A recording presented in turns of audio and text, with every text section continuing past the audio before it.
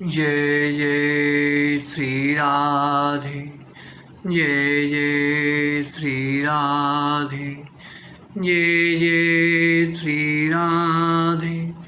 भक्ति भक्ति भगवंत गुरु चतुर्नाम बपुए, इनके पदबंधन के नाचे बेग्नियने।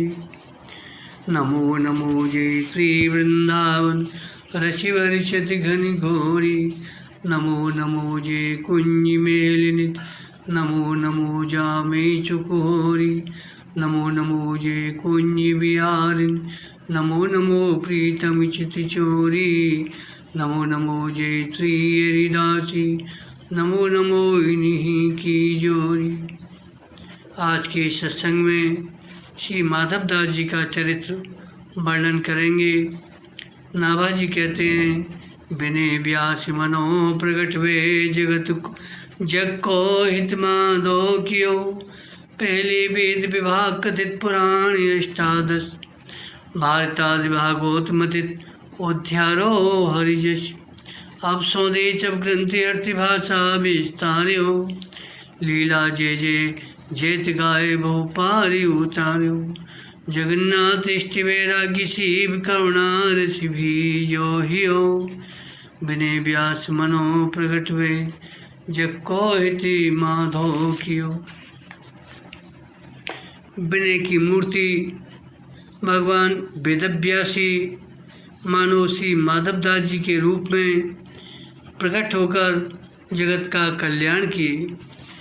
श्री वेदव्यास जी ने पहले द्वापर में वेद का विभाजन किया तथा 18 पुराणों का गान किया। फिर महाभारत की रचना की। चारों वेद, 17 पुराण एवं महाभारत का मंथन करके नवनीत रूप में श्री हरिश्रेयस प्रधान श्रीमद्भागवत नामक 18वें पुराण की रचना की। अब श्री माधवदास जी के रूप में प्रकट होकर उन्हें अपने सब ग्रंथों के तात्पर्य को खोज कर उनका अर्थ बोलचाल की भाषा विस्तार से वर्णन किया। जय जय शब्द संयुक्त भगवान की लीला का गान कर जगत में प्रचुर प्रसार करके असंख्य जीवों को संसार सागर से पार किया। इनके इष्टदेव श्री जगन्नाथ भगवान थे। ये वैराग्य की सीमा थे। इनका हृदय करुणा रस से सदा सराबोर रहता था। श्री माधवदास जी का जन्म ब्राह्मण कुल में हुआ था। ये कानकुज ब्राह्मण थे। ये पुत्र के बड़े होने पर परिवार का भार उसके ऊपर सौंपकर गृह त्याग कर वैराग्यपूर्वक भक्ति योग साधन करना चाहते थे। सोच रहे थे कि अभी बालक छोटा है, कुछ बड़ा हो जाए तो इसके ऊपर परिवार का भार छोड़ दूंगा। पर हुआ क्या, जब इनकी प्राणप्रिया पत्नी ने शरीर छोड़ा तो इन्हें ज्ञात हुआ कि संसार का ऐसा ही व्यवहार है और स्त्री के मर जाने से बालक का भी भार इनके ऊपर आ गया, उल्टा हो गया। परंतु बीच में ही ईश्वर ने यह और ही बात दिखा दी। फिर इन्होंने मन में यह निश्चय करके कि सबका पालन पोषण एकमात्र भगवान ही करते हैं। जो स्वयं को किसी का पालन पोषण करता मानता है वह पूरा गंवार मूर्ख है। अतः ईश्वर के ऊपर ही पुत्र एवं परिवार के संरक्षण का भार छोड़कर स्वयं गृह त्याग कर दिया और नीलाचल धाम श्री जगन्नाथपुरी चले आए। अत्यंत धीर बुद्धि श्री माधवदास जी समुद्र के किनारे नीलाचल की में रहने लगे। भगवान के प्रेम में भूख प्यास का विचार नहीं रह गया।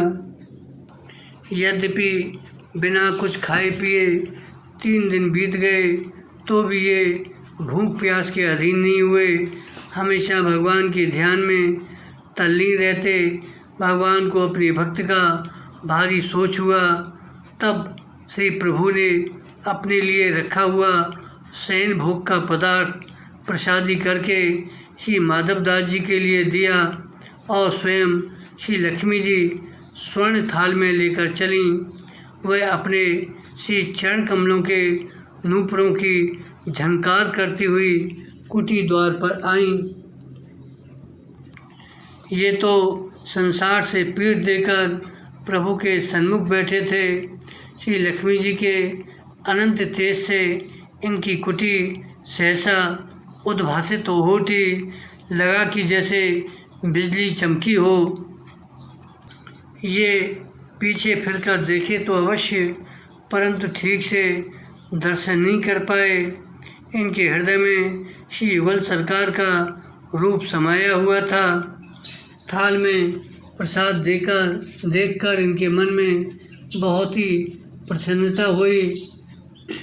यह बेचारा श्री प्रभु अपने भक्तों का इतना ध्यान रखते हैं। प्रभु की कृपा विचार कर अपना बड़ा सौभाग्य माने और प्रसाद पाकर थाल वहीं रख दिए। प्रभु अपने अनन्य भक्तों की स्वयं चिंता करते हैं और उनकी रक्षा करते हैं। इस पर एक उदाहरण सुनाते हैं। श्री जगन्नाथपुरी में एक बड़े ही सरल हृदय सदाचारी ब्राह्मण रहते थे। उनका श्री गीता जी के प्रति अपार विश्वास था। एक दिन पाठ करते करते यह श्लोक आया, अनन्याश्चिंत्यो माम ये जनाः पर्युपासते तेषां नित्याभियुक्तानां योगक्षेमं वहाम्यहम्। तो पंडित जी उसके अर्थ को विचार कर गंभीर हो गए। सोचे, जब प्रभु अपने भक्त का इतना ध्यान करते हैं तो क्यों न मैं भी अनन्य भाव से प्रभु का चिंतन ही करूं। पर तो पंडित जी लग गए गीता पाठ और नाम जप में। भिक्षावृत्ति से जीविका चलती थी। पंडित जी के बैठ जाने से पूरा परिवार परमात्मा की बाट देख रहा था। एक पहर बीता, दोपहर बीता, 3 पहर बीता, कहीं से कुछ भी सीधा सामान नहीं आया। स्त्री बच्चे भूख से अत्यंत कातर हो रहे थे। पंडित जी का भी धैर्य छूट गया। उन्होंने गीता के इस श्लोक पर हड़ताल फेर दिया। स्वयं अनमने से होकर सायं संध्या करने के लिए चले गए। इतने में एक श्याम वर्ण बालक एक बड़े थाल में भोजन सामग्री लेकर आया और पंडित जी को देखकर बोला कि मैं नित्य नियम से श्री पंडित जी के मुख से श्री गीता जी का पाठ सुनता हूँ। मेरी मैया ने यह सीधा भेजा है। बालक के अपार सौंदर्य एवं परम मधुर वाणी को सुनकर पंडितानी जी उसके मुख की ओर टकटकी लगाकर देखने लगी। एकाएक उनका ध्यान बालक के मुख पर लगी खरोंच पर गया। उससे खून चुचा रहा था। पंडितानी जी उसे देखकर विकल हो गई और पूछा, बेटा ये तुम्हारे मुख पर खरोंच किसने लगा दी? बालक ने कहा, आपके पंडित जी ने ही कलम से मेरे मुख पर घाव कर दिया। इतना कहकर बालक चलता गया। पंडितानी जी मनी मन पंडित जी पर बहुत झुंझलाईं। जब वे संध्या बंदन करके घर आए तो उन पर बरस पड़ी। जब पंडित जी को सब बात मालूम हुई तो उन्होंने गंभीरतापूर्वक विचार किया। तब तो सब तथ्य सामने आ गया। उन्हें समझते देर नहीं लगी। वह बालक कोई और नहीं, स्वयं भगवान थे और मैंने किसी बालक को कलम से मारा नहीं। हाँ, गीता जी पर अवश्य मैंने कलम फेर दी थी। आहो, आज मैंने जाना श्री गीता जी श्री प्रभु का श्री विग्रह है। श्री पंडित जी अपनी भूल पर पछताए और पुनः अनन्याश्चिंत्यो माम इसका उच्चारण किया। इस प्रकार प्रभु ने श्री माधवदास जी की अनन्यता देखकर स्वयं लक्ष्मी जी को प्रसाद देकर भेजा। प्रातःकाल जब पंडा पुजारियों ने भगवान की सेवा पूजा करने के लिए मंदिर का किवाड़ खोला तो शयन भोग का थाल नहीं दिखाई पड़ा। तब सबको बड़ा सोच हुआ। फिर सबने थाल को ढूंढने का यत्न किया। खोज करने पर थाल श्री माधवदास जी की कुटी में मिला। पंडा लोग इन्हें बांध कर ले आए और बेंतों से मारे।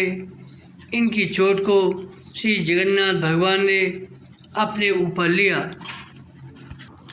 इसका रहस्य तो पुजारियों ने तब जाना जब सेवा करते समय भगवान के अंग में फुले लगा रहे थे। उस समय भगवान की पीठ में चोट के चिन्ह प्रत्यक्ष देखने में आए। पुजारी लोग भगवान के श्रीअंग में फुलेल मर्दन करने लगे तो भगवान कराह कराह उठते। तब पुजारियों ने पूछा तो प्रभु ने सब बात बताई। जगन्नाथ जी ने कहा कि मैंने स्वयं इनको थाल भिजवाया था, तब इन्होंने लिया था। तब तो पंडा पुजारियों ने अपना बड़ा अपराध माना और जगन्नाथ जी के चरणों में पड़कर क्षमा मांगे। भगवान ने कहा, तुम लोगों ने भागवत अपराध किया है, उसे मैं क्षमा नहीं कर सकता, इसलिए तो तुम लोगों को श्री माधवदास जी से ही क्षमा मांगनी होगी। तब सबने श्री माधवदास जी के पांव पकड़े। श्री माधवदास जी ने अपने साधु स्वभाव के अनुसार उन्हें क्षमा कर दिया। क्षण भर में यह पूरा प्रसंग पूरी भर में फैल गया कि भगवान ने श्री माधवदास जी के लिए अपना भोग प्रसाद भेजा एवं उनकी चोट अपने ऊपर ली। जिसे श्री माधवदास जी की प्रशंसा समझते थे तथा भक्ति की महिमा समझते थे। पुरी के बाहर भी इनका यश सौरभ फैलने लगा। सबके मुख से अपना यश श्रवण करके ये बड़े लज्जित हुए। उचित भी है, क्योंकि शास्त्रों में संत का ऐसा ही शील स्वभाव कहा गया है। लोग जिसे श्री माधवदास जी की प्रशंसा समझते, भक्ति की महिमा समझते, श्री माधवदास जी उसे अपनी भक्ति में कलंक समझते थे। ये तो अपनी बड़ाई सुनकर अत्यंत लज्जित हुए कि मैं प्रभु को कुछ सुख तो दे नहीं सका, उल्टे मेरे लिए प्रभु को कष्ट उठाना पड़ा। धिक्कार है मुझे। आहो, जिनके ऊपर पुष्प चढ़ाए जाने चाहिए उनके ऊपर मेरे कारण बेंत पड़े, इससे अधिक मेरा कुनाम कुख्याति और क्या हो सकती है। माधवदास जी मंदिर में जब भगवान की छवि देखते तो इनकी शरीर की सुध बुध नहीं रह जाती। दिन भर भगवान का दर्शन करते रहने पर भी तृप्ति नहीं होती तो रात में भी रह जाते। पुनः दिन में दर्शन तो हो जाता, परंतु भीड़ भाड़ में प्रभु से दो बातें नहीं हो पाती। अतः रात में एकांत में श्री प्रभु से वार्ता विनोद करने के लिए रह जाते।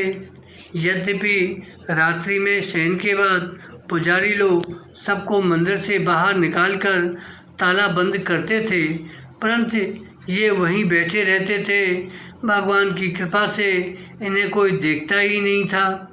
भगवान ही तो सबको देखने दिखाने वाले हैं। उनका मन है कि श्री माधवदास जी न जाएं तो भला उन्हें कौन हटा सकता है। यहाँ भक्त और भगवान की एकता दर्शाई गई है। श्री प्रियादास जी कहते हैं, उस समय जो अद्भुत बात हुई वह सुनो। सर्दी के दिनों में एक बार इनके शरीर में रात्रि में बड़ी ठंड लगी। ठंड माधवदास जी को लग रही थी और मंदिर में कांपने लगे। ठाकुर जी श्री जगन्नाथ भगवान ने अपनी रजाई लाकर श्री माधवदास जी को ओढ़ा दी। श्री प्रभु की यह अहेतु की कृपा देखकर श्री माधवदास जी के हृदय प्रेम से भीग गया।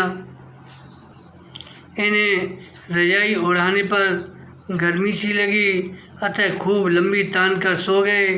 प्रातःकाल हो गया। सवेरे पुजारी लोग जब पूजा करने आए तो देखे ये प्रभु की रजाई ओढ़े खर्राटे ले रहे हैं, परंतु किसी ने कुछ भी नहीं कहा, क्योंकि पूर्व में इनके कई चमत्कार देख चुके थे।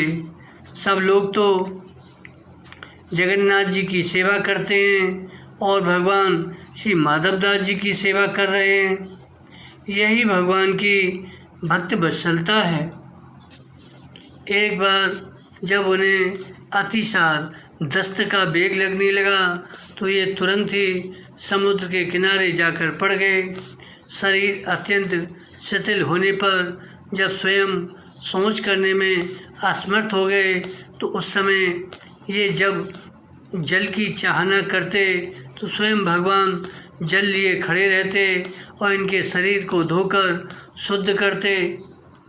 देखो, सब लोग तो श्री जगन्नाथ भगवान की सेवा करते हैं और श्री भगवान माधवदास जी की सेवा कर रहे हैं। जब माधवदास जी को किंचित सुध हुई तो भगवान को देखकर एवं मन में विचार करके ये तो साक्षात श्री जगन्नाथ भगवान हैं, बड़े दुखी होकर बोले, मैं तो आपको जान गया, मुझ अधम प्राणी के लिए इतना लघु कृत्य करके आप मुझे अपार कष्ट दे रहे हो। अहो, आपने तो एकदम ईश्वरता को खो दिया है। श्री माधवदास जी के वचन सुनकर श्री जगन्नाथ भगवान ने कहा, मैं क्या करूं? अहो, भक्तों का दुख देखकर मुझसे तनिक भी रहा नहीं जाता। तब श्री माधवदास जी ने कहा, यदि ऐसी बात है तो फिर आप मेरी व्यथा को दूर ही कर दीजिए, क्योंकि मुझे जो शारीरिक दुख प्राप्त हुआ है इसकी अपेक्षा आपको जब मैं अपनी सेवा करते देखता हूँ तो वह दुख मुझे बहुत कष्ट देता है।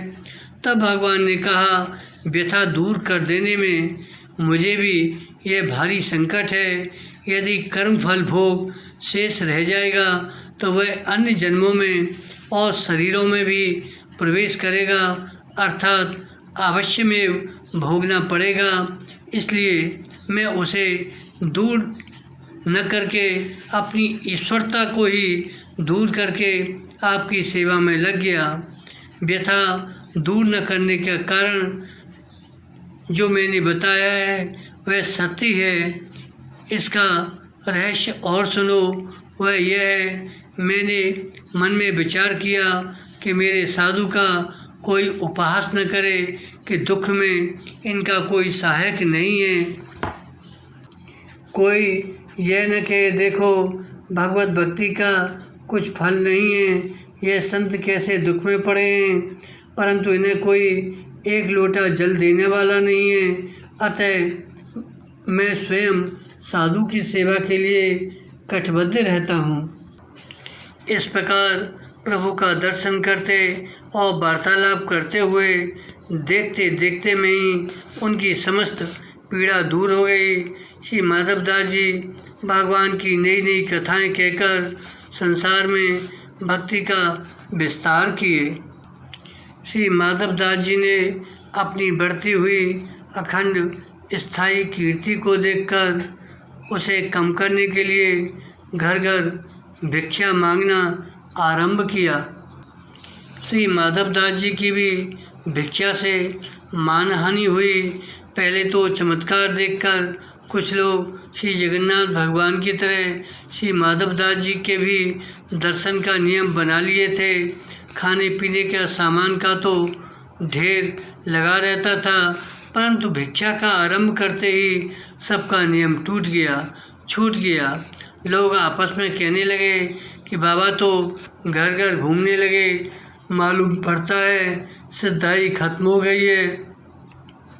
तब तो जहाँ तहाँ भीख मांगते डोलते हैं। वस्तुतस्तु याचना के बहाने से साधु याचक अपने अहंकार का दमन करते हुए दूसरों को शिक्षा देते हैं। जब माधवदास जी भिक्षा के लिए कुटिया से निकलते तो प्रथम एक बाई का घर पड़ता। यह स्वभाव से बड़ी चिड़चिड़ी एवं परम कृपण थी। श्री माधवदास जी सबसे पहले इसके द्वार पर ही जाकर जय जगदीश कहते और यह भी दो चार जलीकठी बाबा को सुनाती। निकल पड़े झोली लेकर, कमाकर धर गए हैं क्या, यो वसूल करने आए हैं, संडे मुसंडे हैं, कमाते खाते नहीं बनता, आलसी जोगी पृथ्वी का भार, इस तरह से विविध प्रकार प्रलाप करती। परंतु ये कुछ भी बुरा नहीं मानते, नित्य यहीं से मंगलाचरण करते। 2-3 दिन तो उस बाई ने बाबा जी को वचन मारा। अब चौथे दिन जैसे ही माधवदास जी ने इसकी कुटिया पर, इसके द्वार पर जय जगदीश कहा तो उसने चूल्हा पोतने का पोता इनके ऊपर फेंक कर मारा। माधवदास जी चुप रहे, सोचे कि आज इसने पोता दिया है तो कल आटा दाल भी देगी। तो ये उस पोते के कपड़े को उठा लिए और अच्छी प्रकार से उसे जल में धोकर दिव्य बत्ती बनाए। फिर उन बत्तियों को दीपक में जलाए। मंदिर में जब उन बत्तियों का प्रकाश हुआ तो उसी क्षण उस बाई के हृदय का भी अज्ञान अंधकार दूर हो गया। दूसरे दिन ये फिर उसी बुढ़िया के घर यह देखने गए कि उसके स्वभाव में कुछ परिवर्तन हुआ कि नहीं। तो बुढ़िया इन्हें देखते ही इनके पैरों में पड़ गई। बुढ़िया ने प्रणाम किया, अपराध के लिए क्षमा याचना की और बोली, महाराज आज आपका न्योता है। श्री माधवदास जी बड़े प्रसन्न हुए कि बाई जी तो एकदम बदल गई। इसी से कहा गया है, एक घड़ी आधी घड़ी, आधी में पुन आध, तुलसी संगत साधु की, कटे कोटि अपराध। यह है साधु स्वभाव की विशेषता है। इन्होंने उस बाई को भक्ति का उपदेश दिया। श्री माधवदास जी ऐसे दयालु संत थे कि यद्यपि बाई ने उन्हें चूल्हा पोतने का पोता मारकर दुख दिया, परंतु इन्होंने उस पर कृपा ही की, उसे उपदेश देकर कृतकृत्य कर दिया। फिर जो इनकी सेवा करेंगे उसका फल कौन वर्णन कर सकता है। श्री माधवदास जी का अवशेष चरित्र अगले भाग में वर्णन करेंगे। बोलो संत भगवान की जय। जय जय श्री राधे, जय जय